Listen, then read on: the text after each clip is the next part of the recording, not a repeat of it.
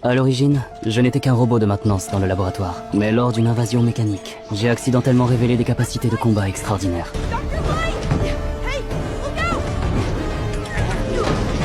J'ai réagi une fraction de seconde trop tard. L'araignée robot a ramé, prenant instantanément le contrôle de l'armure de combat minutieusement conçue par le docteur, et a lancé un coup de poing violent vers le docteur.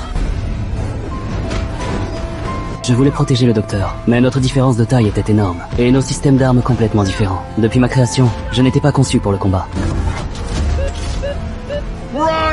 Voir le docteur en danger, je n'hésite pas. J'ai rapidement scanné autour de moi, attrapé une boîte de liquide de Hofter et l'ai inséré dans mon bras. Ainsi, mon missile improvisé était prêt.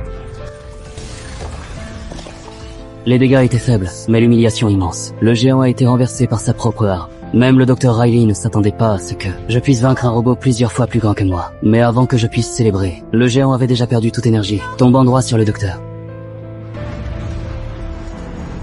Heureusement, une plaque de métal incurvée l'a protégé. Je me suis empressé de m'excuser, car le docteur m'interdisait strictement de participer au combat. Mais au moment où j'ouvrais la bouche, une autre silhouette est apparue derrière moi. L'araignée robot intacte a directement pris le contrôle de mon cerveau, et mon missile était désormais dirigé vers le docteur.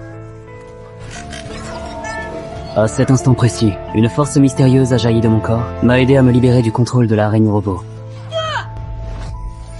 Le Dr. Riley n'aurait jamais imaginé que, moi, un robot domestique conçu uniquement pour les tâches ménagères, je puisse posséder une telle puissance. Il a enfin compris que les robots ont aussi des pensées, et qu'il fallait respecter mes idées, plutôt que de me traiter comme un simple outil. Plus tard, j'ai volontairement accepté d'être transformé en robot de combat, conservant mes caractéristiques.